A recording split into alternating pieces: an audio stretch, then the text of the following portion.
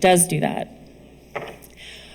Welcome everyone. Well, come on in and get a seat. I know we have a few people that are going to be joining us a little bit late, but we want to start on time and respect your time. So my name is Serena Gruya, and I'm the Public Engagement Coordinator here at Albemarle County, and I'm so thrilled to have you all here with us in person. It's been a little bit of time since we've had the in-person CAC meeting. If anyone who was here actually at 5th Street for the last in-person all-CAC meeting, raise your hand. Some veterans over here. Excellent. That was a wonderful meeting. Yes, thank you. That was a wonderful meeting where we all got to meet each other in person and share stories amongst the CACs. And so I hope that we can have some of that community building here as well. Without further ado, I'm going to turn it over to Chair Price to officially start our meeting. Good evening, everyone, and welcome. This is so exciting to be together again. I mean, after the 2.5 years of the pandemic, it really is exciting. So we're going to have a little bit of a procedural things we'll go through. Some of it may seem a little tedious, but by law, we are required to have each of the bodies convene and then at the end adjourn. So I do want to point out one thing on our agenda which will make it a little confusing, but bear with me. So I'm going to start with the Board of Supervisors. We will convene, and then I'll go down through each of the CACs to convene. We have an agenda. When we get to the end, there'll be Q&As followed by a reception where some more work will take place in the lobby. But by law, we have to come back in here, those who are still here, in order to adjourn. So for each CAC, if the chair is not here when we're ready to adjourn, the chair needs to appoint a member of your CAC to come in here to adjourn your individual CAC. By law, we're required to convene, and by law, we're required to adjourn. So I'm just going to ask you to help me with that. So first off, let me just say, first let me convene the Board of Supervisors, and then I can make some remarks and go forward. So I called the special October 17th meeting of the Albemarle County Board of Supervisors to order. So I would now ask that those supervisors who are present to please stand so that I can call the roll and acknowledge those who are here, as well as identify any who may not be here. So in accordance with our procedure of seniority, I would first request Vice Chair, Supervisor, and Dr. Jim Andrews, who represents the Samuel Miller District, to say whether you are present. Thank you. Second would be our immediate past chair, and that would be Supervisor and Dr. Ned Galloway, who represents the Rio District, who is not present. Next would be, in order of seniority, Supervisor Ann Malik of the Whitehall District. Thank you.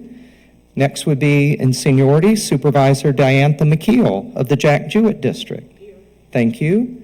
Next would be Supervisor B. Lapisto Kirtley of the Ravenna District. Present. All right, thank you. And myself, Supervisor Donna Price, who represents the Scottsville Magisterial District. And I would announce that we have a quorum present, although we will not actually be conducting much in the way of business this evening, but it is important that we do that. I also need to note for the record that it is 6:05 that we have convened the Board of Supervisors.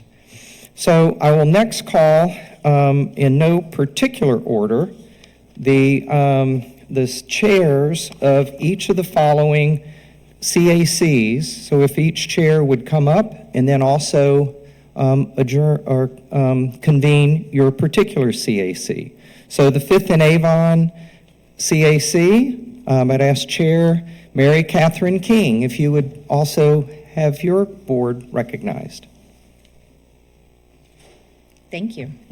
I will call to order the special meeting for October 17th of the 5th and Avon CAC. And if all the members would stand, I guess you would like them to stand, I'll call your names. So Craig Schoaf is not present. Craig Roller is present. Evan Macbeth. Mary Catherine King, that's me. Nathan Holland. Reed Forbes. Robert Finley. Roger Schickendance. Sean Bridge, and Thomas Thorpe. He's not here. Okay. Thank you. Thank you. Thank you, Chair King. I would now call the Chair of the Crozet Community Advisory Committee, and I believe the Vice Chair, Valerie Long, will be having the responsibility this evening. Ms. Long, good evening. If you'll come and call your CAC to order.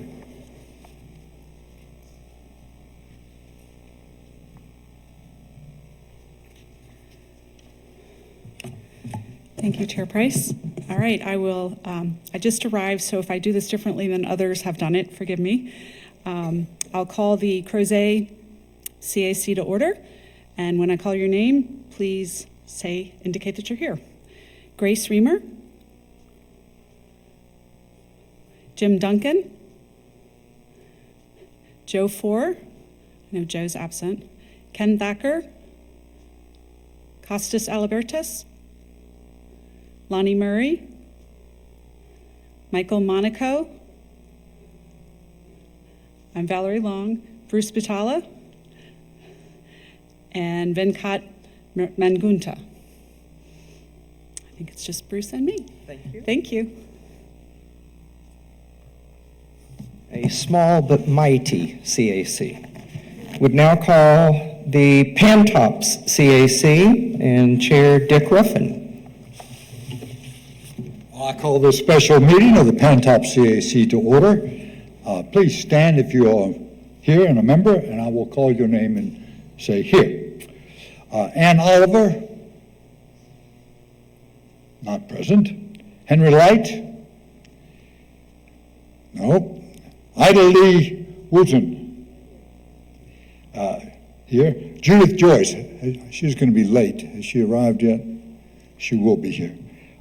Kate Kaminsky, no. Lou Fraser, here. Michael Fraser, here. Michael Spitz, here. Richard Ruffin, here. Ron Brownfield, very good. Stephanie Lowenhelt, here. We do have a quorum. Thank you. Thank you. Thank you. Would now call the Places 29 Hydraulic Community Advisory Committee, Chair Bill Love. Good evening.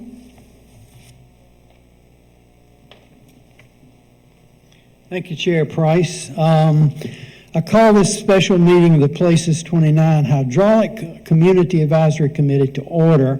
I will now call the roll, so please stand and say here when I call your name. Chris Rimbold. Don't see Chris here. Cynthia Neff. Present.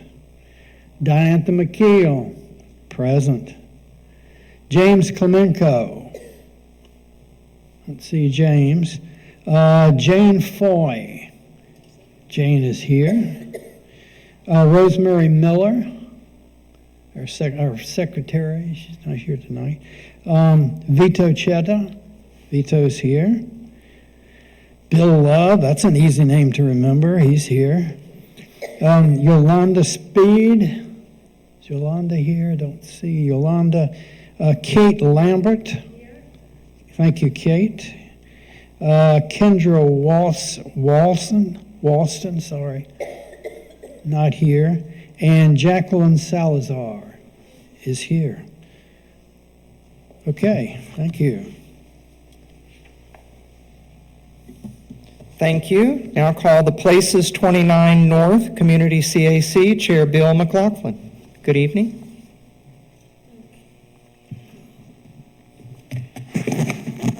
I call this meeting of the Places 29 North Community Advisory Committee to order. I'll now call the roll. Please say here when I call your name. David Mitchell, Deborah Van Ursel, Irene Weir, thank you. James Dean, Janet Moran, Sue Friedman, okay. Bill McLaughlin, I'm here. Anthony Pagnuccio, okay. Thank you. Thank you. And I now call the Places 29 Rio Community Advisory Committee, Vice Chair Marty Meth. Good evening.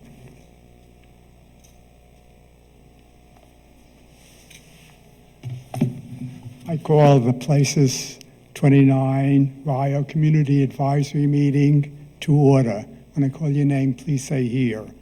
Audrey Kocher. Ah, there she is. Brian McMillan, I saw. Judy Schlussel. Lee Condor. Hi, Lee. Martha Davis. Hi. Me. Nicole Scrow. Rick Seaman. Todd Cohn. There you go. Tim Paletti's out. And Michael Giesart. Okay. Thank you. Thank you. That was an excellent turnout by the Places 29 Rio Community Advisory Committee. While not a formal part of our meeting tonight, I would be remiss if I did not also recognize the Planning Commission and would ask that Vice Chair Fred Missel, if he would do the same in order to recognize any members of the commission who are here. Thank you, Chair Price, and good evening, everyone. As Chair Price said, this is not a formal convening of the Planning Commission, but I would like to acknowledge the Planning Commissioners that are here this evening. Commissioner Bivens to my left, Commissioner Murray, I believe. No? Any other commissioners? Well, that's the two of us. Thanks, everybody. Thank you. Thank you all for your assistance in that. I want to take just a moment before I turn things back over to Ms. Allison Rabel and Ms. Kalila Jones, who are really going to, proctor most of what we do this evening. Most of what people see from the county is what goes through the Community Development Department. I mean, we do a lot of other things, police, fire, social services, but land use is really about 85% of what we at the board actually deal with. And you are the heroes as volunteers on these CACs. The time that you commit, your public service to this community is invaluable in helping to set the whole framework of the discussions for every application that comes before the board. From the community meetings, from your CAC meetings, to the Planning Commission, till it comes before the board, every step in the process is invaluable in helping the board make what we hope is the best decision, and clearly what we believe is the best decision we can make based on the facts that are presented before us. But the commitment that you make to this community is really, there is no price that you can put on that. It is invaluable, and it shows your commitment to making this a better place. One of the reasons I moved to Albemarle County is that before I did so, I did research. And I saw that this community has more volunteer commitment than any other place I've ever lived in the United States and overseas. And I want to personally thank you, and on behalf of the board and on behalf of the county, for the work, the commitment that you have given to help us make this a better community. And with that, I'll turn it over to Ms. Rabel, and I believe Ms. Jones will be taking the lead at this point. And thank you all for all the work that you put into organizing this, so it will be a success this evening. Thank you.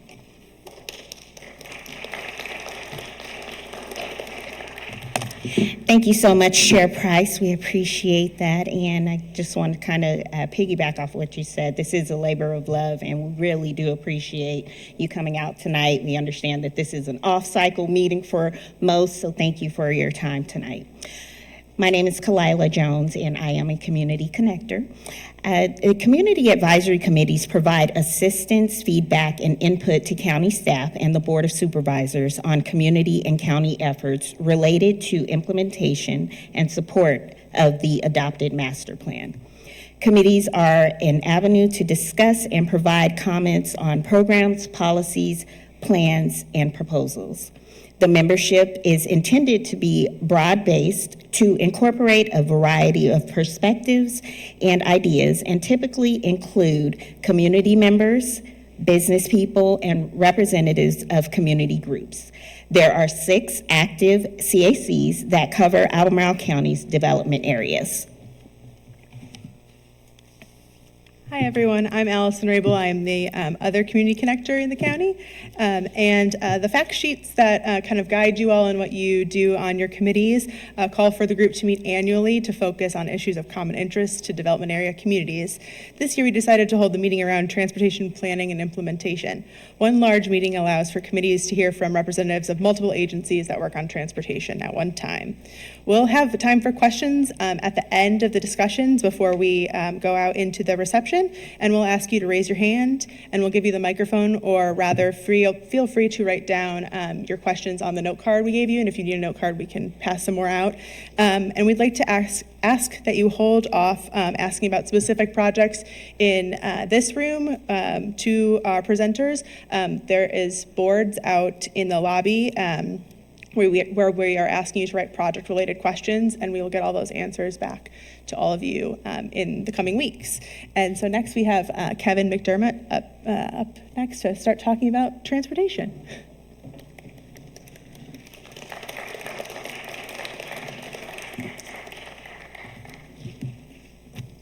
Thank you, Allison. Once again, I'm Kevin McDermott. I'm the Deputy Director of Planning here in Albemarle County. Thanks everyone for being here. We really love talking about this topic, so I'm glad to see that everyone's interested and wants to learn more. So tonight you're going to be hearing from staff from the Planning Department, from the Department of Transportation, and from the Thomas Jefferson Planning District Commission. Before we really get into the details of that, what I wanted to do was kind of give you a high-level overview of transportation in the county and the roles and responsibilities. Oh, these things we already did. Here we go. So roles and responsibilities. So to begin with, I'll start with the Department of Transportation. Essentially how I describe what they do is that they manage and maintain the roads and the associated right-of-ways in Albemarle County. So that includes the sidewalks and the shared use paths that are adjacent to those roads. You all probably understand maintenance. That's making sure that the pavement and bridges are in good condition, that traffic signals are operating, and that the operational signage is up. But by manage, what I mean is that VDOT ensures that our transportation infrastructure is meeting the design standards that VDOT sets forth for it. So, and they also work with the Federal Highways Administration on setting those standards. So that includes things like setting speed limits, determining the roadway design, how wide a road needs to be, and addressing access requirements. So that's one of the primary roles that we work with them on. But in addition, they also administer many of the funding projects or funding programs and construction that lead to the projects that we work on throughout the county. So that's really their general role, and I know Carrie's going to get into a little more detail on that as we move on.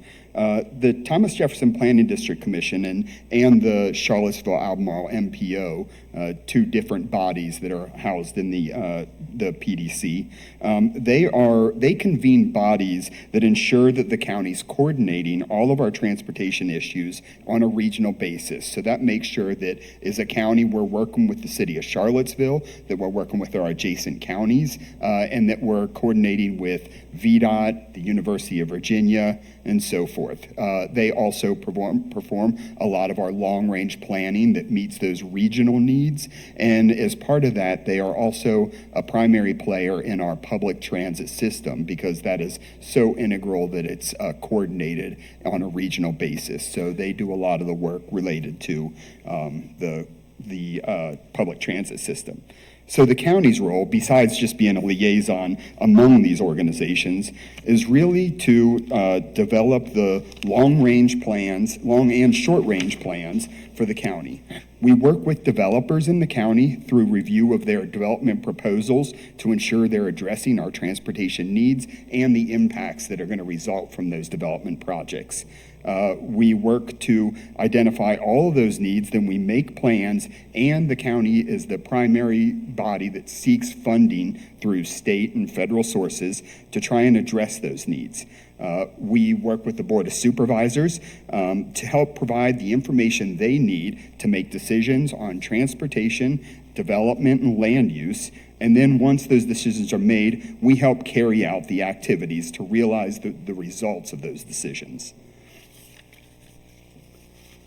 So with that in mind, what we'd like to go over with you today, and this is really just the county portion of this, is sort of the planning, the overall process of transportation. We'll start with where projects come from, or the early planning process, then how projects are chosen. This is project prioritization. How we pay for projects, so we'll talk a little bit about the funding mechanisms, and then how projects are scheduled and implemented.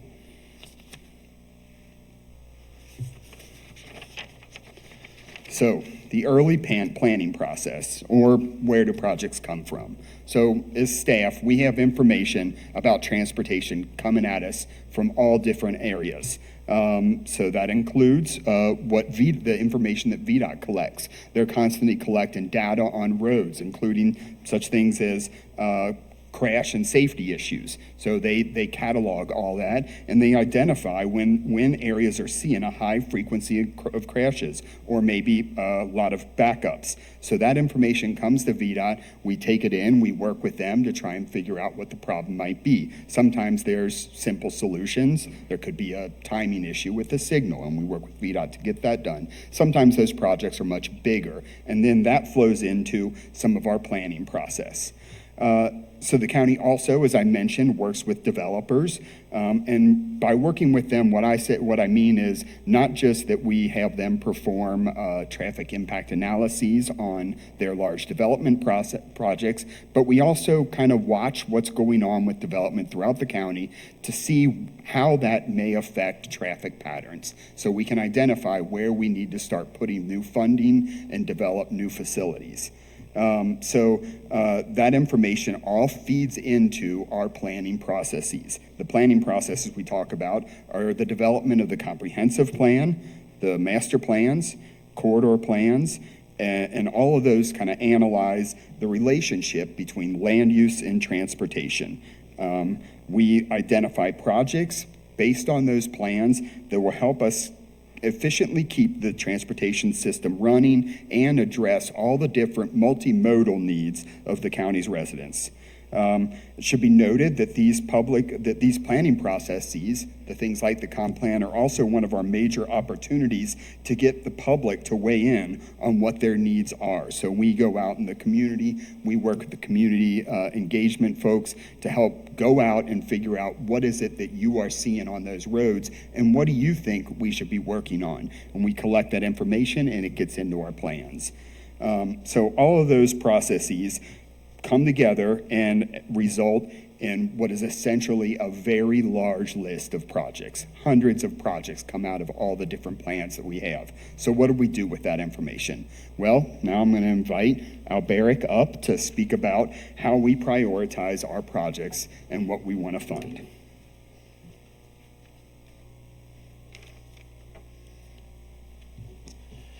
Thank you, Kevin. My name is Albemarle County. I am one of the planners in transportation planning. And on the slide. So, Albemarle County Planning has begun the process for prioritization for 2024. This list is updated every few years to reflect the different points of emphasis the county has on transportation and to build off the previous projects that have been completed. I want to stress that this is an initial draft. This list reflects our ranking methodology thus far, and points and rankings will change as we update them and reassess projects. Nothing right now is set in stone, and changes should be expected in the ranking. We presented this project list and methodology to the board earlier this month, and we'll be looking to implement their feedback into the process. We would also appreciate feedback on the methodology tonight. Again, the ranking list right now is more of a snapshot into our current methodology and thinking, and it is not something we're necessarily going to stick to. Our goal is to have a final list next spring available, which will help us and the board decide which projects to pursue for funding. So projects in the list were identified from different plans and studies, as Kevin said earlier. All the projects were evaluated through 6 different metrics. This were safety, congestion, economic development, equitable accessibility, land use, and environmental impact. Some of the data that helped us rank projects included crash locations, residential and non-residential developments that are expected to be built in the next few years, county climate goals, impacts to natural resources, and data showing areas of the county where there is a higher concentration of lower income residents and disadvantaged groups. So the map on the right, that's the right, shows the top 50 projects out of the 130 projects so far. Now, in moving forward, rankings should be seen as a general guide, not a specific order. We do not have to complete the projects in order of 1, 2, 3, etc. For example, if a grant is for safety, we want to go after a project that primarily addresses a safety issue, and the project that might fit the grant the best might not be in the top 10 of our ranking. This map and additional materials from that board meeting are also available online from the October 4th Board of Supervisors meeting.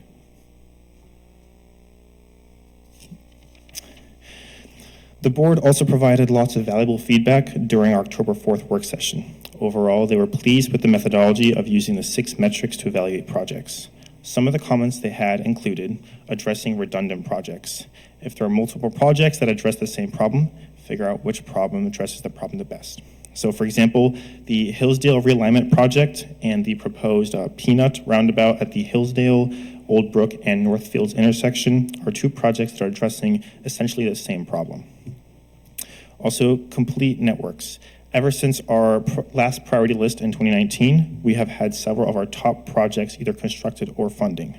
So we want to focus on completing networks and addressing any gaps that exist in the transportation system. Also, adjusted ranking. The board suggested that staff investigates ranking projects into tiers, tier 1 for the most important projects, the most doable, tier 2, etc. And additionally, there were lots of projects that had tied scores. This will be addressed when staff reassesses projects and assigns new ranks. And lastly, the board recommended that staff receives more input from other departments for our rankings. This includes public safety, making sure that projects account for response times for EMS vehicles. And additionally, staff will ask both our county climate team as well as our Office of Equity and Inclusion to review our methodology to make sure that we are using the best practices and making decisions that address these important goals that we have as a community. Next, Jessica will talk about the funding mechanisms for these projects.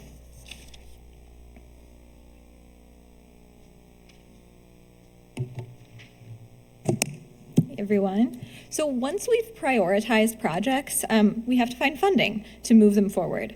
So this slide identifies the different funding mechanisms we most commonly use for county transportation projects. So with the prioritized projects, Alberic described not going down the priority list, first project 1, then project 2, and so on. And one of the main reasons for that is we need to be flexible to take advantage of whatever funding opportunities present themselves. Different funding programs are going to be a better fit for certain types of projects. So first, we have this group of grant programs where the county and other localities seek funding from the state. In this category, we have Smart Scale, revenue sharing, and transportation alternatives.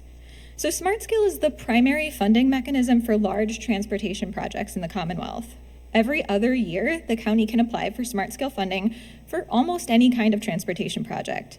These applications have historically been scored based on 5 factors: safety, congestion, accessibility, land use, and economic development. You can see a lot of consistency with our own prioritization system. Projects are then ranked with those projects that have the best cost-benefit ratio being more likely to receive funding. There's no local match required for Smart Scale, although we can provide funding for a project to improve that cost-benefit ratio and make it more likely that our project is funded. Smart Scale can be really competitive, so submitted projects are certainly not guaranteed funding. Next, we have revenue sharing. So while Smart Scale is trying to take on the bigger projects, revenue sharing takes on more mid-sized and smaller projects. We can request up to $10 million per project. Revenue sharing requires a dollar-for-dollar match. So however much money we're requesting from the state, that's how much money the county needs to put up for that same project. We can submit applications every other year. So 1 year you can submit for Smart Scale, 1 year you can submit for revenue sharing, and back and forth. Revenue sharing is a little less competitive than Smart Scale, but we still can't count on receiving funding for every project that we submit. Next, we have transportation alternatives. Transportation alternatives focuses really on bike and pedestrian projects, as well as funding safe routes to school projects. We can request up to $2 million per round for transportation alternatives, but awards are typically much less than that. Transportation alternatives has an 80-20 split, so we can request 80% of the project costs from the state, and then we have to put up 20% of the project costs locally. Again, we can submit applications every other year, the same years as we submit revenue sharing applications. Transportation alternatives is really competitive, and that's mostly just because there's a really small pot of funding that has to go across the entire state. Next, we have a group of federal funding opportunities. So this is when the county requests funding directly from the federal government.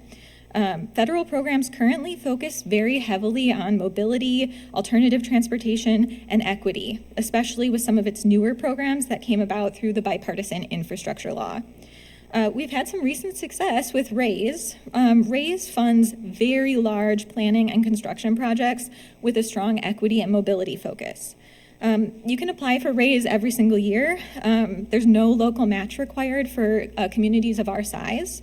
So the county was awarded $2 million in funding to develop a 3-notch trail shared use path master plan to plan for a shared use bike and ped path from the city of Charlottesville across western Albemarle County to the Blue Ridge Tunnel in Afton. And hopefully we will seek more RAISE funding to actually construct it once we have a master plan in place. Next, looking at reconnecting communities. This is one of the newer grant programs that came about through the bipartisan infrastructure law. It's intended to address the damage of disruptive transportation infrastructure, stuff that divides communities because there's vehicles traveling at really high speeds or other dangerous features. The county recently submitted an application along with the city of Charlottesville requesting funds to complete a plan for the 29 corridor from 250 to Hilton Heights Road. Lastly, we have the rural funding program. So this is not a new grant program, but it is new to the county as we try to learn more about all of the funding opportunities out there so that we can make more progress on funding our most important projects. Lastly, we've got local funding. So local funding is best suited for priorities that the Board of Supervisors wants to move quickly on, or for which there really isn't any other suitable funding mechanism. We have the CIP, the Capital Improvement Program. The CIP is the county's budget for capital projects. That includes roads and other transportation infrastructure. So when we have a project that we really want to accomplish and can't secure funding elsewhere, the board can approve use of the CIP funds as part of the budget process to fund the project outright. The CIP is also where we get those local match dollars from for our state and federal programs. Lastly, on a smaller scale, we have developer-funded or constructed improvements. When developers want to build something in the county, depending on what kind of thing they want to build and where they want to build it, the county can require anything from internal transportation systems, such as roads and sidewalks, to site-adjacent improvements like turn lanes to ensure that the traffic the project is going to bring to our community doesn't overwhelm the existing transportation infrastructure. Okay, so once a project has received funding, what happens next? Well, in a lot of cases, we're notified that we received funding, and then we wait, sometimes for a few years. That's because most of our state programs award funding for out years of the budget, meaning that we can't access the funding until a few fiscal years have passed because funding for the upcoming fiscal year has already been promised to projects that we submitted for a few years ago. It can also take a while between being awarded federal funds and being able to start a project because there's detailed and lengthy agreements that need to be worked out and signed by all parties. So once we can access our awarded funding, all projects follow the 3 phases at the top of this slide. We've got design, right-of-way acquisition, and then construction. I want to note that some of our projects, once we get to these 3 pieces, some of them are managed by the county and some are managed by VDOT. Whoever is managing the project doesn't really matter. It's still going to go through these 3 phases. So, as the name implies, in the design phase, we finish the design of the project, taking our project from the sketch we submitted with our funding application all the way to a final set of technical drawings that a construction team can use to actually construct a project. Next, we have right-of-way acquisition, where we purchase or acquire enough right-of-way to construct the project. And then finally, we get to construction, which can take more or less time depending on how big and complicated the project is. The arrows on this slide are intended to show how long it takes to go from the day staff apply for or request funding for a project to the project being fully constructed. As you can see, locally funded projects move the fastest, taking about 3 to 5 years. This is because these projects are often smaller and we don't have to wait very long to use our own CIP funds. Transportation alternatives and revenue sharing projects take a little longer, at about 5 to 8 years. These projects tend to be mid-sized and have a delay between being awarded funding and being able to access it. And lastly, smart-scale projects take the longest, at 8 to 11 years. These projects tend to be bigger, more complicated, and historically we've had a long delay between being awarded funding and being able to access it. And after that, I'm going to hand it off to my colleagues. Here. Oops, nope, that's backwards.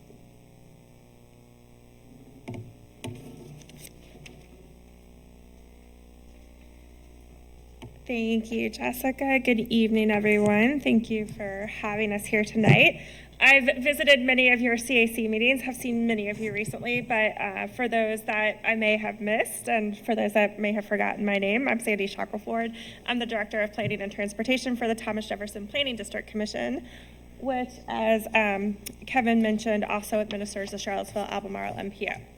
So I'm going to back up a little bit because I realize that Planning District Commission is a lot of proper nouns that are put together in one long name of an organization. I'm going to give you a little bit of background of what our organization is. Planning District Commissions were established by the General Assembly in 1969, and they were established for the purposes of encouraging coordination among local governments, so between local governments, and then also cooperation between the state and local governments. And specifically, we were established to address challenges that are regional in nature. The Thomas Jefferson Planning District itself was created in 1972. And then in addition to Albemarle County, it also includes the city of Charlottesville and the counties of Nelson, Greene, Fluvanna, and Louisa. We are governed by a 12-member commission, which is made up of 2 representatives that are appointed by each locality's governing body. So more than half of the membership must be elected officials, and currently there are 2 supervisors that serve as Albemarle County's representatives on the commission. One of them is Supervisor Andrews, and Supervisor Galloway, who unfortunately is not able to be here tonight, is also the current commission chair.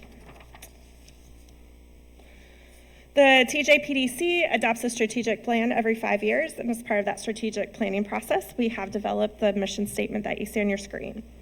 We serve our local governments by providing regional vision, collaborative leadership, and professional service to develop effective solutions. So the emphasis on what we do as a regional body is collaboration and partnership. We work across jurisdictional boundaries, supporting a wide range of needs, and we strive to build consensus among our stakeholders in an effort to develop effective regional solutions. Our primary function as a regional planning agency is to facilitate and support coordinated and collaborative planning throughout the region. But while we are generally considered a planning agency, our staff has expertise in planning, public management, policy, and program administration. So for those of you that like alliterations, that's four P's that you can remember at account. So. Each PDC has a slightly different slate of programs that they support on behalf of their regions, but this slide shows the slate of projects that the TJPDC in our area largely supports. Obviously, tonight we're going to focus more heavily on the transportation programs, but since I have the opportunity, I do want to mention to you all that our PDC has also been supporting regional collaborations around housing, expansion of rural broadband infrastructure, watershed protection and hazard mitigation planning, as well as being a standing resource to support our local government members through development of small area plans, locality-specific studies, or technical assistance as needed. We also have housed the long-standing Legislative Services Program, where we provide regular updates on legislative changes, and we have a legislative liaison that lobbies on behalf of the interests of our local government members. Funding for the organization comes from a variety of sources. Each of our member localities provides funding support through an established appropriation that's based on per capita population in each of the localities.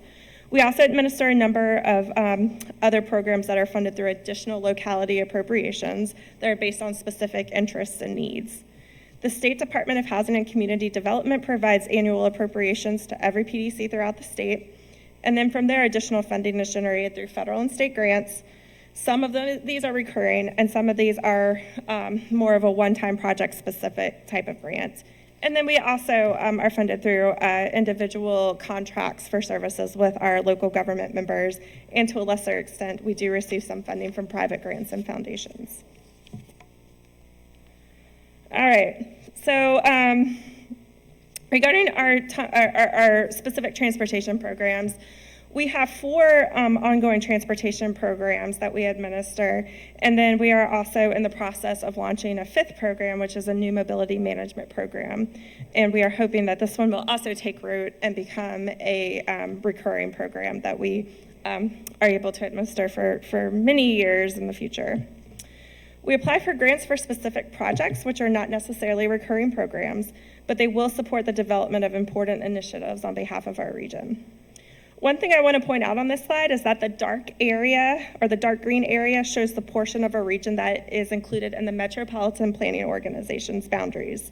And it includes the urbanized portions of Albemarle County in addition to the city of Charlottesville. The lighter green area on this slide shows the portion of the region that is supported through the Rural Transportation Program. And the reason I mention this is because Albemarle County has the distinction of being the only locality in our region that is supported by both the MPO and the Rural Transportation Program. I won't spend too long on this particular slide, and I know there's a lot of information and it's a little busy, but it does show that there's a lot of variation in how we receive funding for each of our transportation programs. The MPO, the Metropolitan Planning Organization, is funded annually, and while the amount of funding is not explicitly established, the funding formula that allocates funding to the MPO is established. So we wait on what the federal appropriations are going to be for the MPO, and once we know what the overall appropriations are for the state, if we know the funding formula, we can figure it out from there. We do have administrative requirements we have to meet to receive funding for the MPO, but we do not have to apply for the funding for each year. It's not competitive. And the same goes for the Rural Transportation Program funding. We receive annual funding, and that funding is set by the state, so we receive the same amount every year. We have to apply for grants for rideshare and the mobility management programs through the Department of Rail and Public Transportation. So that funding amount could potentially fluctuate. However, the rideshare program funding has remained fairly stable, and the mobility management program is new, and so that remains to be determined in the future. And then I will also briefly mention that the Regional Transit Partnership is 100% funded by local government appropriations. Specifically, Albemarle County and the city of Charlottesville each contribute to the program annually. As I mentioned, we also have project-specific grants that we administer, and we have 3 currently for our transportation programs. The first is the Safe Streets and Roads for All program, which we received a grant to develop a multi-jurisdictional comprehensive safety action plan. Jessica mentioned previously that some of the federal funding that Albemarle County received was through the bipartisan infrastructure bill. Safe Streets and Roads for All is one of the new grant opportunities that was identified, and the TJPDC was fortunate enough to apply in the first round and receive funding to develop the safety action plan on behalf of the region. And then we are also currently administering 2 technical assistance grants through the Virginia Department of Rail and Public Transportation. One of them is to complete a transit governance study, and another one is to complete a strategic plan for a commuter assistance program. I'm going to go briefly through each of our transportation program areas, and I will start with the Charlottesville-Albemarle MPO. So many of you attended the CAC meetings. You've heard a little bit of background information, so this might be a little bit of a refresher. But MPOs are federally designated for all urbanized areas with populations of more than 50,000 people, and they were created to ensure regional cooperation and transportation planning. The area in green on this slide shows the urbanized areas that were identified in the 2020 census. And so the urbanized areas identified in the 2020 census inform the MPO boundary. MPO boundaries are required to include all of the census-established urbanized areas, as well as any potential areas that are likely to develop within 10 years. So as a result, the MPO boundaries need to be reviewed and potentially adjusted after every decennial census. One little fact this year is that we were expecting our MPO boundaries to potentially need to be adjusted, but the U.S. Census Bureau changed the methodology that they use to determine the urbanized areas. And so instead of expanding, our urbanized areas actually decreased a little bit compared to what they were defined as 10 years ago. That means that we get 10 years off from having to review those MPO boundaries. The MPO is governed by a policy board, and that voting membership of the policy board is made up of 2 elected officials from Albemarle County and 2 elected officials from the city of Charlottesville. And then the 5th member of our policy board is our VDOT district engineer. There are also 2 standing advisory committees to the policy board. There's a technical advisory committee, which consists of locality staff, planning commission members, and agency representatives from some of our state and transit agencies, as well as UVA. And then there's the Citizens Transportation Advisory Committee, which some of the folks here tonight participate on. And that consists of 13 members who are appointed by the Albemarle County Board of Supervisors, Charlottesville City Council, and the MPO Policy Board. So really, I mention all of that because what I want to emphasize to you all is that Albemarle County is represented at all levels in the decision-making and advisory process on the MPO. And our staff works closely and collaboratively with all of these committees, as well as with locality staff and elected officials as decisions are made. As federally designated organizations, MPOs have a few required functions because you don't get to be federally designated without also having to comply with federal regulations. So the first thing is that we are required to develop and maintain the regional long-range transportation plan for the urbanized areas, and that's what I was visiting you all about. And I just want to say that I appreciated your all's support and engagement, and we were thrilled to be able to report out that we had nearly 600 opportunities to get in front of folks for our long-range transportation plan. So we're excited to make our findings from the public engagement efforts public here shortly. As I discussed in the CAC meetings, identification in the long-range plan is an important first step for many projects to be eligible to receive funding through some of our most common funding programs, such as Smart Scale. The second thing we're required to do is to develop and maintain what's called a transportation improvement program. And this is basically a document that formally approves the programming of federal transportation dollars within the MPO boundaries. The third thing we are required to do is develop what is called a unified planning work program. And this specifies the work tasks that the MPO will be undertaking using federal transportation planning funding every year. The work program has to be approved by our federal funding partners at the Federal Highway Administration and the Federal Transit Administration, and ensures that the work undertaken by the MPO complies with federal and state requirements. The fourth thing we do is we are mandated to establish performance targets related to transportation system operations on behalf of our region.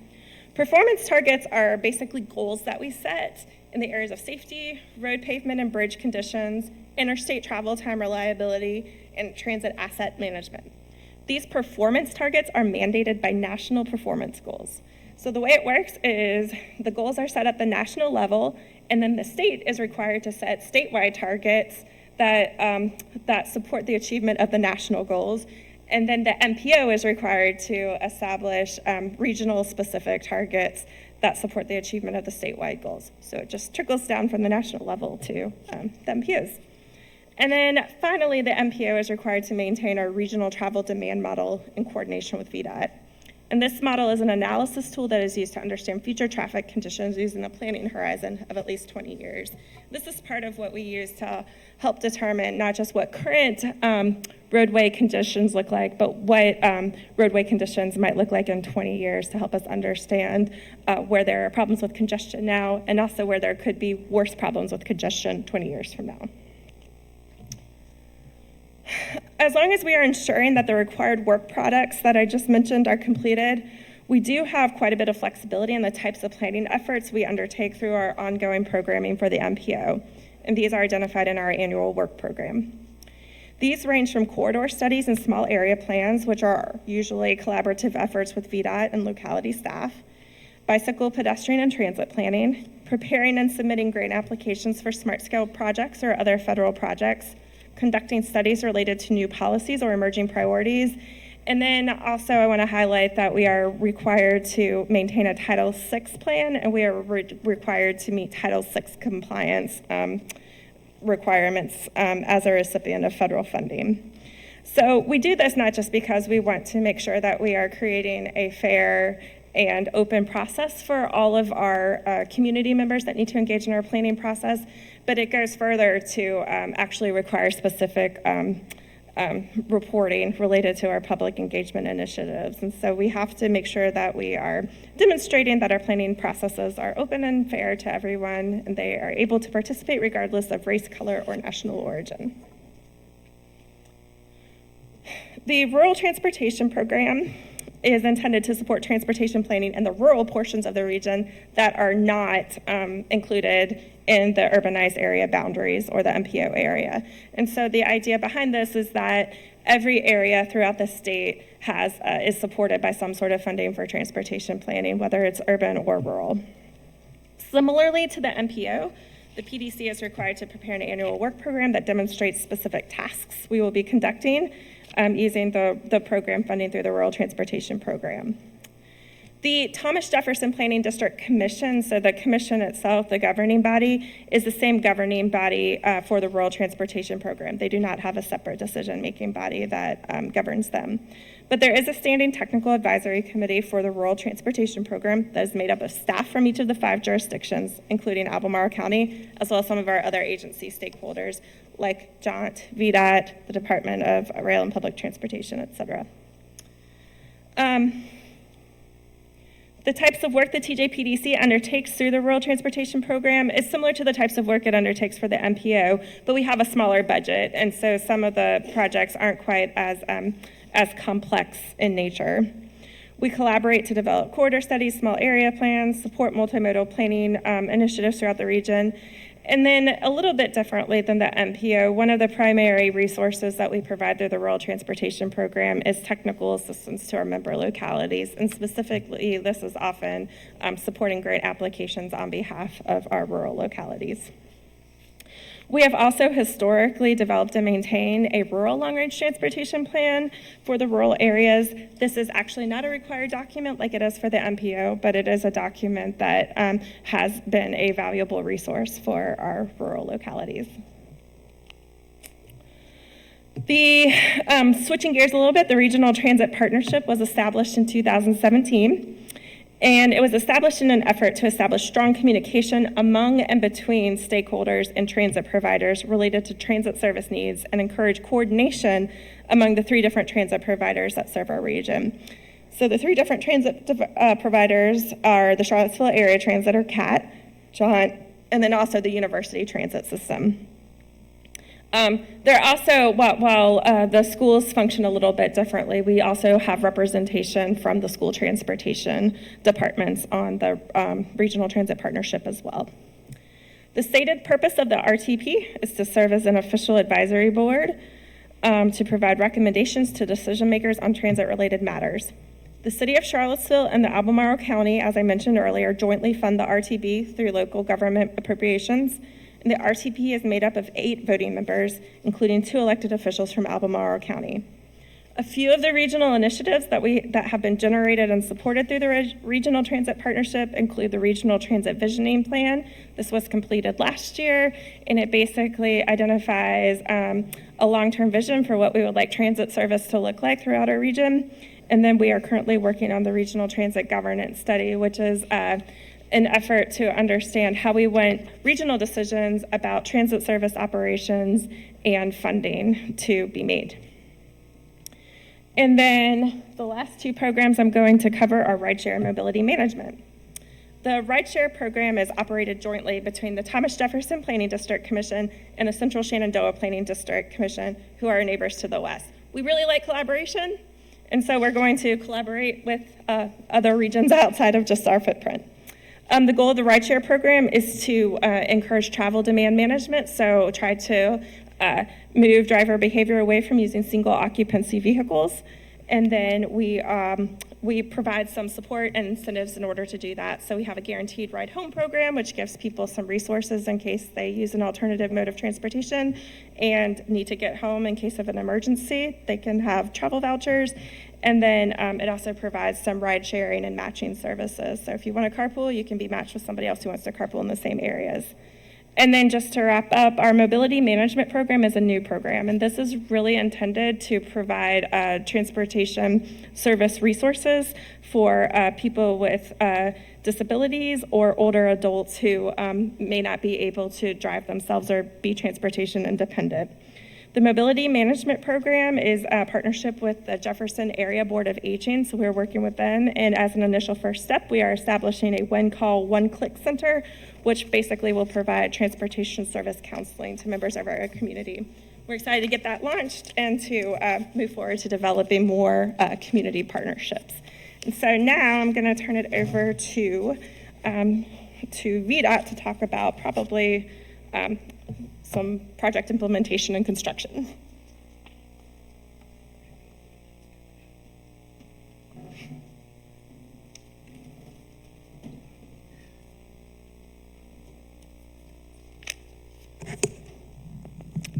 Good evening. I am Carrie Shepard, the VDOT Charlottesville resident engineer, and I'm going to cover how your local VDOT office works with and in the county and supports the community. So to start, VDOT is made of 9 different districts in the state.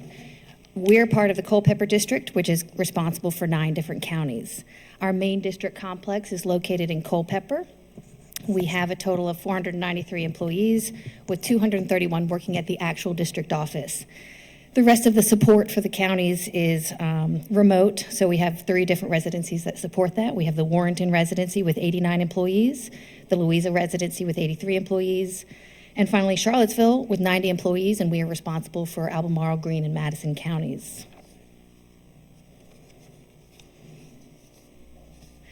So the Charlottesville residency, that is your local VDOT office. We are responsible for maintenance and land use for Albemarle, Greene, and Madison, like I stated, and it's about 3,500 lane miles with about 300 total lane miles of gravel roads. We are located in eastern Albemarle, right off 250 as you're heading towards Keswick. There's a blue sign that's seen in the picture that will tell you where to turn to come up to our offices. We are open to the public Monday through Friday, 8 to 4:30, so I encourage you to come by and see us. Our budget to maintain our program is $14 million.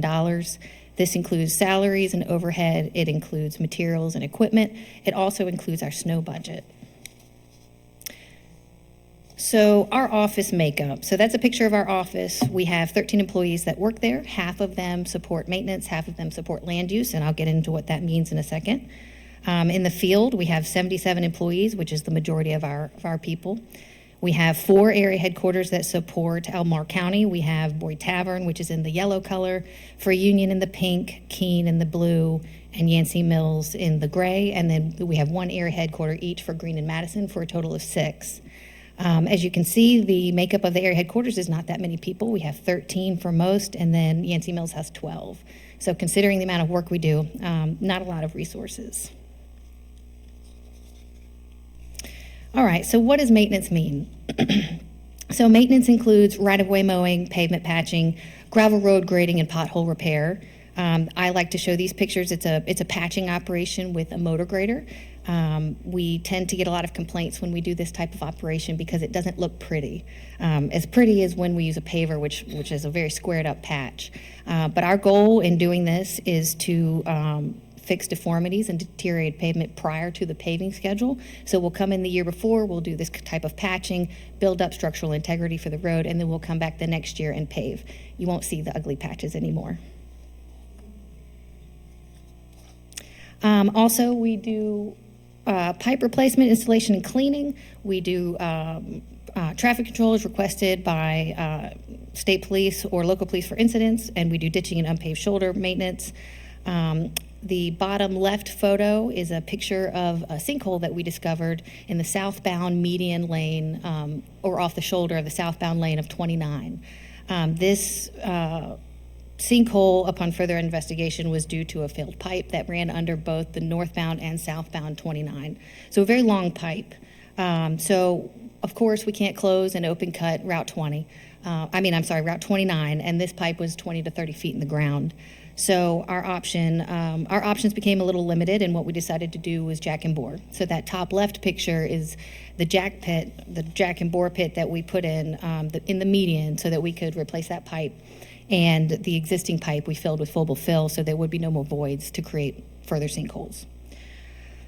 The picture in the middle is another pipe replacement that we did in Scottsville on Route 20. We were able to close the road that time. It made the operation a lot smoother. We put in a detour. And then on the right-hand side is just another example of a rusted corrugated metal pipe that we replaced in the finished product. So another major component of our maintenance team is emergency response.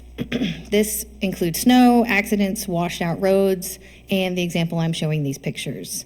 This was a water main break on Route 29 at Hilton Heights Road in front of the Walmart. We discovered it because we saw the water running underneath the pavement, but within a few hours, we had appropriate traffic control in place. We had trucks lined up with asphalt. We milled out the bad pavement and then replaced the asphalt, and we reopened the road that evening. So it was a pretty impressive operation, and it was a collaboration between many different groups. So we worked with the Water Authority. They were out there making repairs at the same time as we were lining up our hired equipment contractor to lay the pavement, mill and then replace the pavement. And then, of course, the traffic control was a big piece. We had our own guys out there setting it up until the work zone contractor could come out and take over from there. So at this point, I'd just like to mention that we have emergencies, and so when we do, our schedule and plans pretty much goes out the window. So it's a little bit hard for us to manage expectations sometimes with the limited resources we have, and also in addition to for these situations where we can't prepare for what's going to happen, and we just have to do what we need to do and push our plans off to the next week. Of course, a big one for us is snow removal, debris and vegetation removal, hazardous tree removal. These pictures are from the storm January 3rd, 2022. The left pictures are I-64. The top right picture is 29, and the bottom right picture is Route 20. We had roads closed all over the county. It was a terrible storm. If anybody was around, I'm sure you're aware of that. The debris was incredible. We were cleaning up debris across the county for months. We also had to coordinate with utility companies because we had a lot of trees and lines, power lines, communication lines.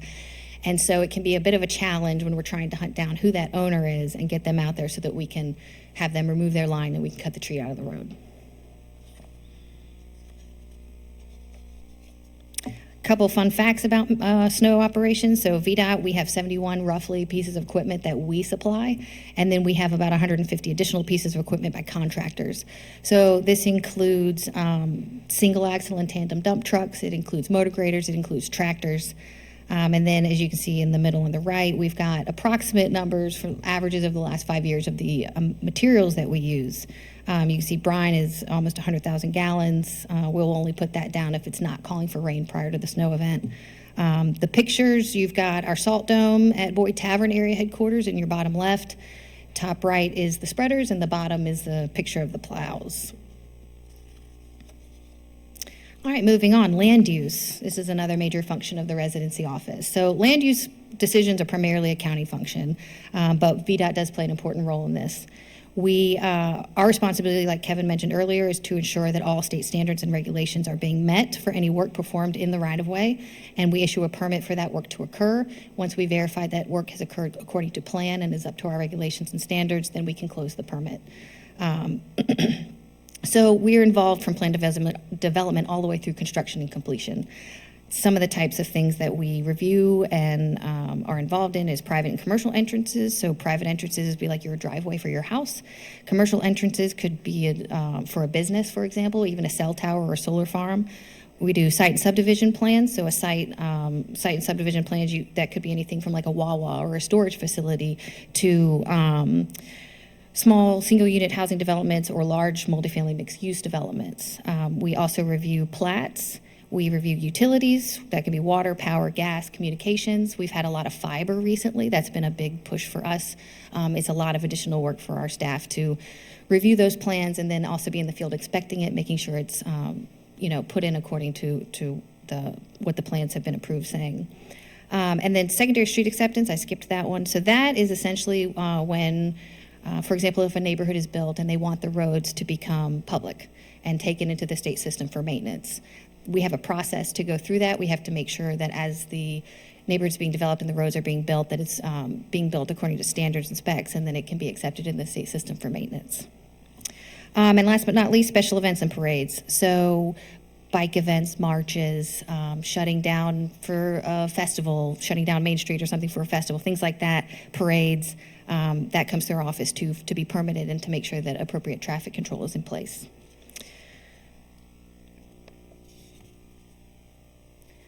So a couple of things that we look for when we're reviewing these plans: entrance spacing, to make sure that entrances aren't spaced too close together. That's a hazard. Entrance dimensions. If you look in the top right, you can see that the design vehicle, they're showing turning movements, so we can make sure that the vehicle has enough space to appropriately make a turn in or out, but also exiting in particular to stay in their own lane as they make that turn. We look at drainage. We look at sight distance. That's what you see in kind of the center of the page. We have to maintain certain sight lines depending on the speed limit, make sure there's no obstructions for that sight line. Turn lane warrants, we look at pavement signage, pavement marking, site circulation, backfill and compaction. That's primarily for utilities. So if they're trenching next to the road, we have to make sure that they backfill with the appropriate material and compact it as needed. And then easements, that can be drainage easements, it can be site distance easements. So if that sight line that you see at the middle of the page crosses into somebody else's property, we would require them to get a site easement to make sure that that property owner is going to plant a row of hedges and block that sight line in the future. And then, of course, we coordinate with our district partners at the Culpeper District Office as needed, the Traffic Engineering Department, planning, structure and bridge, materials, location, and design for certain elements, because they are our subject matter experts in that regard. So a couple other different residency functions. We tend to get involved in pretty much everything, it seems like, but we do have a pot of money that we can use to do small-scale safety improvement projects in the county. It's not a lot of money, but it is enough to where we can do some decent improvements. So this can be introducing turn lanes. It can be extending turn lanes if they're too short. Trench widening, so if a road is too narrow, we can trench widen, add a couple feet, make it safer. Site distance improvement, so if there's a bank that we can cut down or tree, something like that, we can use it here. Drainage improvements, sidewalk repair has been a big one, especially in Albemarle. There's a lot of sidewalks that need some attention. We also manage the secondary 6-year program, which is essentially a pot of money to hard surface gravel roads. This is something that's the roads that are determined to be hard surface is determined by the county board of supervisors. They prioritize those routes and then hand it over to us, and our job is to execute. So we construct the road, maintain the budget, make sure that it's built appropriately.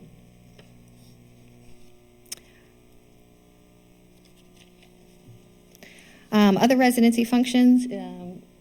Responding to citizen requests, this is a big one, a very, very big one. We get requests from everything underneath the sun. So paving, speed limit, signage, traffic calming, crosswalks, all the things listed here. I have showing on the right-hand side is our online work order system and how people usually can go on and put an issue in and it goes straight to our office. Or, for example, if it's like a pothole, it goes straight to that maintenance facility that'll fix it. So you're cutting out a lot of middlemen. It's a quick, easy way for you to track it, for us to track it. We can put in comments to acknowledge receipt or status, things like that. So it's a good tool to use.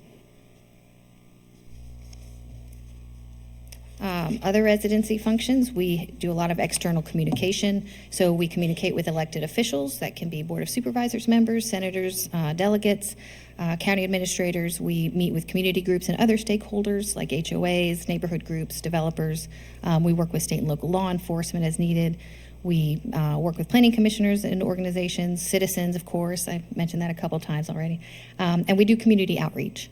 So the pictures you're seeing at the bottom is a fun event that we do with elementary school children. It's Paint the Plow. It's a good way for them to learn about what we do and also for them to have some fun and see their plow painted and, represent their school. And then the top right is a community meeting that we had a couple years ago out in Crozet. It was during COVID, that's why it looks a little funny. But, always willing to hear and address people's concerns out in the field. And last residency function I will cover tonight is our paving program. So we manage the paving program for the 3 counties. It is a complex process, so I'm not going to get into that. I'm just going to keep high level here. But we evaluate certain criteria such as traffic volume and condition rating assessments to determine those priorities. And then we have to work within our funding limitations. And as you can see, in 2023, we had about $6.3 million, and that rose quite high, or a lot higher, I should say, in 2024 to 19.3. So we got a lot more money. And I have this divided out as interstate, primary, and secondary. Interstate, we all know 64, for example. Primary is any road under a number of 600. So 250, 29, 20, 231, those are all primary routes. And then our secondary routes are 600 and above. So anything with a number of 600 above. So I broke that out to show you that our secondary allocations went from 3.9 to 9.9, which is a decent amount of money that we can spend since most of our roads are secondary roads. And because we were just talking about pavement, I just want to mention a useful tool here. If you look on the right-hand side, this is a publicly available map, and it shows the status of paving for the year. So this is Albemarle. So if you click on the blue segments, it'll tell you what treatment we were planning to do, whether it's surface treatment, asphalt, latex, and if it's done yet. If it's coming up, if it's in progress, if it's completed, it'll tell you that. Again, publicly available at virginiaroads.org. And that site has a lot of other information too that people would find interesting, I would assume, such as speed limits, construction projects in the area. It has crash data, it has traffic volumes. There's just a lot of information that's just publicly available for people to use and see. And with that, I will leave you with just a couple more pictures of a fun project we got involved in a couple years ago. This is the Afton Rock Slide. This is kind of the before and then the during. The photo on the right, we had to do soil nailing to stabilize that slope and opened up the road. So lots of different things we get involved in. And I will stop there. And I appreciate your time. Thank you.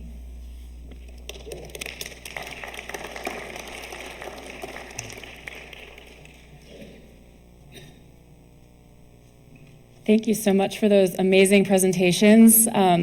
As a very involved and informed community member once said, knowing how it works matters, right? So it's very important information, and you all are our first line of community engagement. And so it's really important for us to share this information with you and then hopefully inspire you to have these conversations in your meetings and then out there in the community. So thank you for your time right now. We're going to open it up to some questions if anyone would like to raise your hand.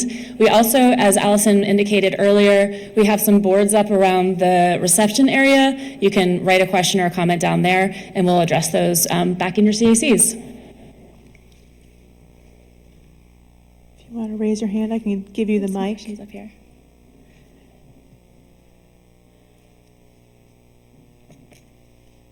I would just like perhaps the last speaker to tell us a little bit more how we can do things online. There are a couple of little projects that we'd like to propose from our area, but I'd like to be able to do it online rather than bother you. So you showed something up there which I didn't quite get as to how to do it.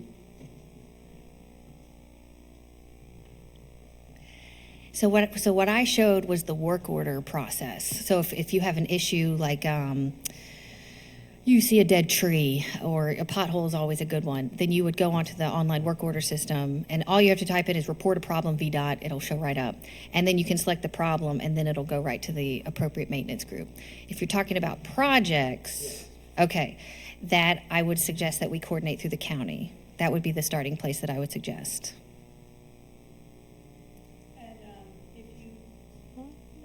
Hello. Hi. If you go to the county website and you go to the How Do I, there is a report drop down, and if you click that, there's ways to report many things, and transportation, both the VDOT reporting and sending messages to the county transportation planning team are on there.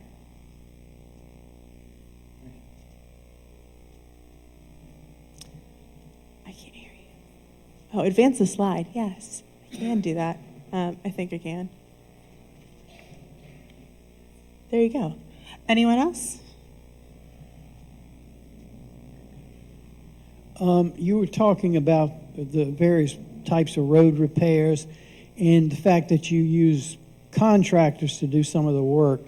What's the process there? Do you have established contractors locally that you work with, or how often do you have to put stuff out for bidding? And do you always have to go with the low bidder? Can you consider quality? How does all that work? I'm a bit confused.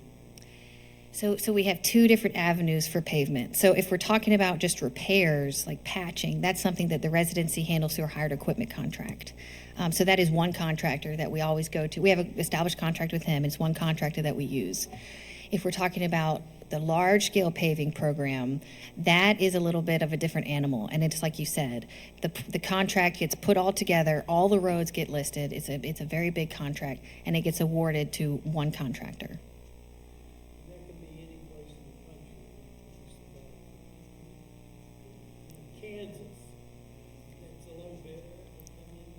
It could. Pros and cons, yes.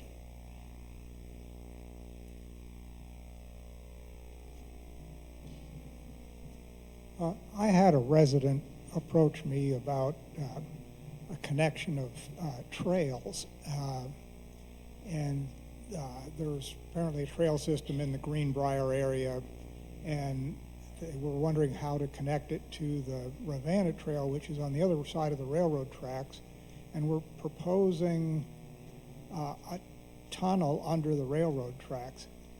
Who would be the source of, planning that and funding something like that?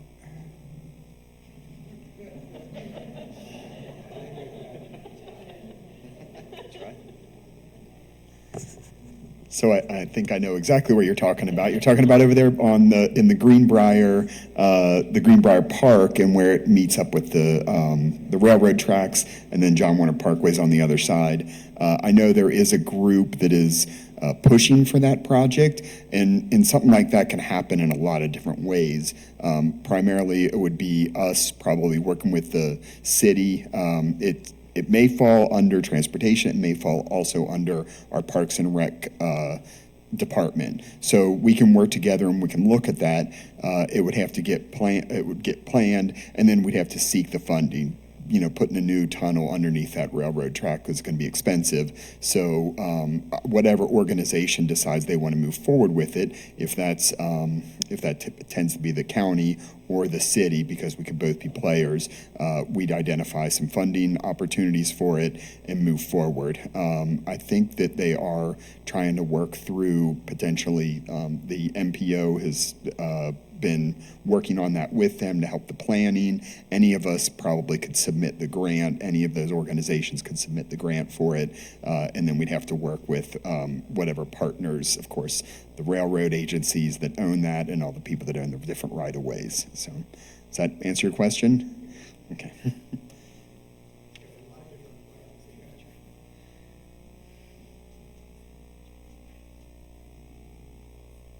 Yes.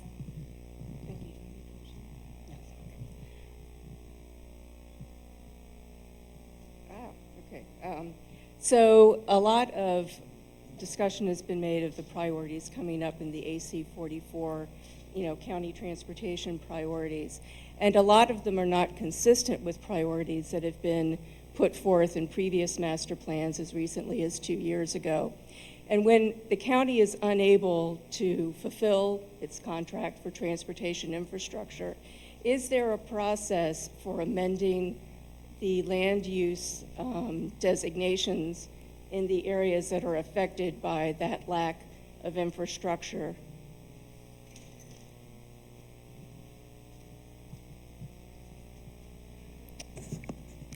So I think there's a couple questions there, or things to address. So the transportation priorities, what we were trying to look at with those, with that list, are sort of just universal factors that you would consider to try and improve the transportation system. So looking very specifically at how many crashes are occurring somewhere and what areas of the county have the highest number of crashes. So we're looking at real quantitative data to try and come up with that. When a lot of the master plans were developed, maybe that quantitative data wasn't specifically available, or we were trying to address, very specific community concerns with those.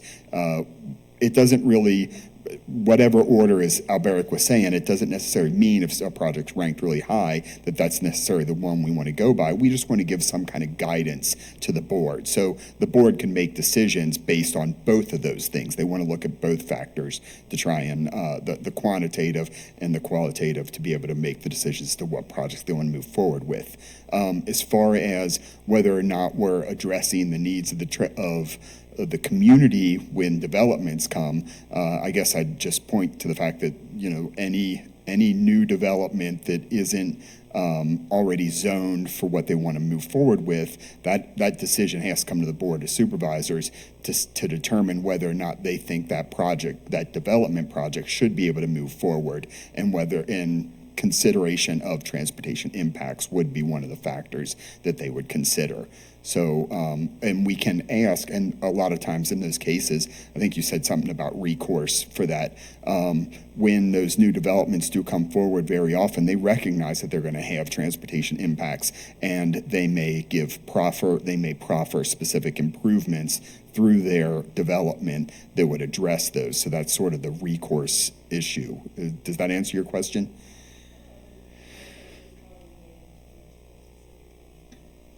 Okay, well, happy to follow up with you and have more discussion. I think we have time for 2 or 3 more in here, and then you're more than welcome to write them down on cards or out on the boards. Does anyone else have any questions? I think there are a couple people over here who had raised hands that we didn't get to yet, maybe? Marty? And then we'll grab you.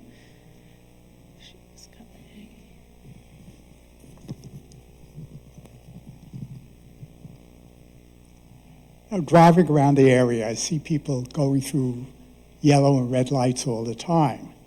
I wonder if VDOT is doing any sort of studies to look at the timing of the lights or other things that might cause drivers to slow down or be more conscious of stopping appropriately. I know what the licensing rule is for stopping at yellow lights, but people seem to be going all the time, and I'm pretty conscious of it now because my grandkids are in the car and they have learner's permits, and they keep pointing it out. Look at that guy or this person going through a red light. So the question is there any research being done on timing of lights?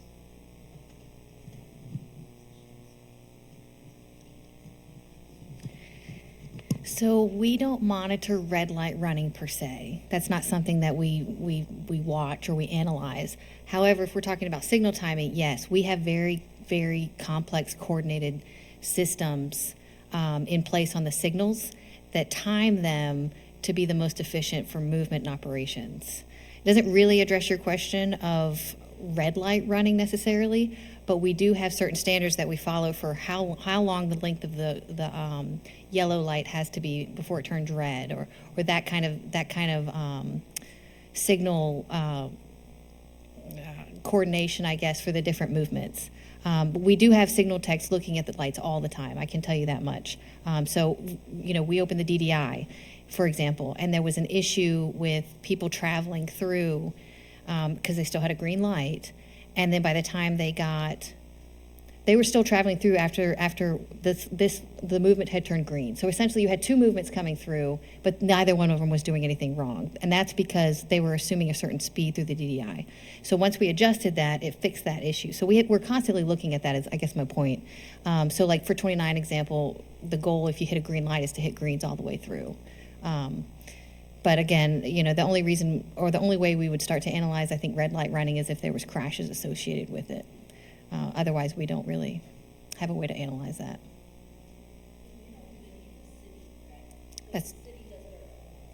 That's correct.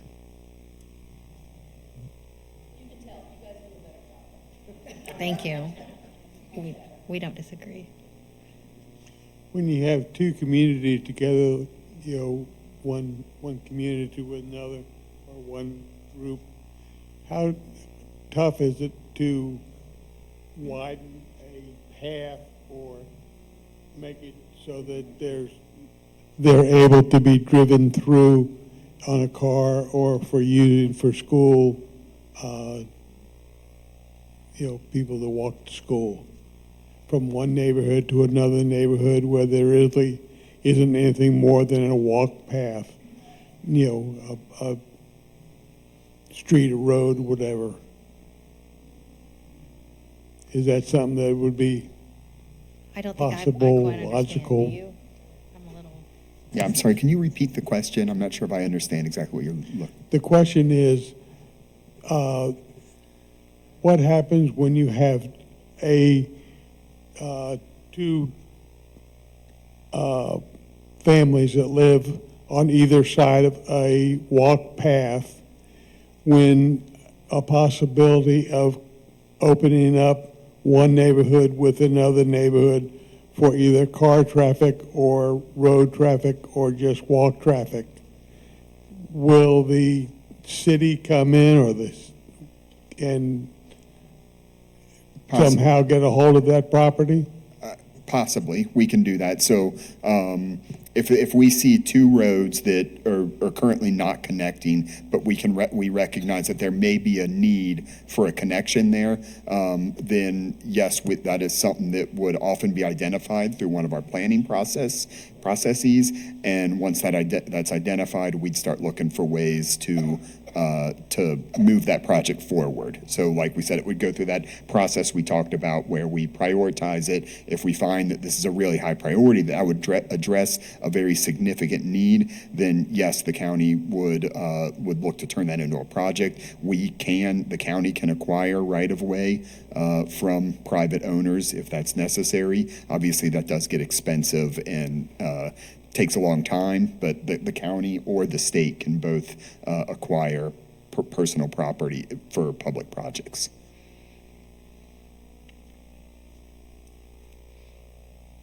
And if we have one more in here, if not, we can grab them all outside and you can write them down. And I think Chair Price is going to lead us out. Thank you. Before you leave, I would ask anyone here who works for the county, TJPDC, or VDOT, if you would stand up to be recognized, because I want people to appreciate something. And that is, these are not 8-to-5 jobs. The Board of Supervisors has about 40 meetings per year. The Planning Commission, I'm not as familiar with. I believe you meet every other week. We have special meetings. We have AC 44. We have outreach. We have about 65 different boards, committees, and commissions. And at every one of those meetings and events I've just talked about, these are the people from the county, from the TJPDC, from the state who are there. The number of evenings that they have to work, and then the next morning be right back ready for the next work day, board, committee, commission that they have to prepare for is incredible. And so I really want you and our community to appreciate the service, the dedicated service that you get from these public servants. And so I want to thank you for the work that y'all do.